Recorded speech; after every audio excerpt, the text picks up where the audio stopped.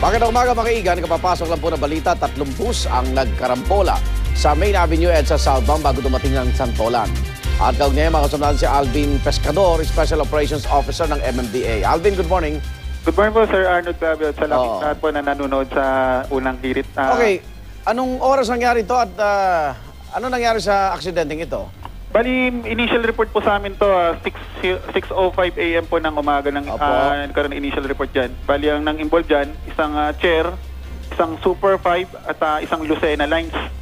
Bali, kaya medyo mabagal yung area natin ng Cubao. Dulot po na yung bus po na Super 5, bumalagbag po ito bali sa gitna ng kalye. So yung kanina, naging 2 lanes lang po yung galing ng P2 Tunnel kung malilit na sasakyan, pero pag malaki, 1 lane passable lang. And then yung service road natin, talagang 1 lane passable lang.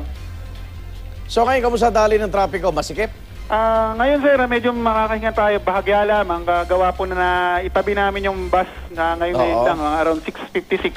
Pero yung may report pa sa amin kasi na oil spill to, kaya medyo ito pa yung isa sa mga kiniklear namin sa area. Ano to, agawan ng pasahero? So far, wala pa kaming ini-report kung anong nangyari talaga. Alvin, kamusta yung mga pasahero? May nasaktan ba?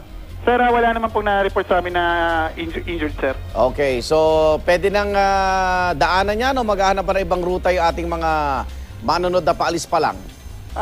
Pwede na, sir, daanan. Ngayon, yun nga lang, mayroong isang lane pa rin na occupied. Although na itabi na to, isang lane lang occupied sa service road. So yung P2 Tunnel natin, magkakaroon ng improvement maya-maya lang. Maya-maya lang. Okay. Maraming salamat, Alvin Pescador, Special Operations Officer po ng MMDA.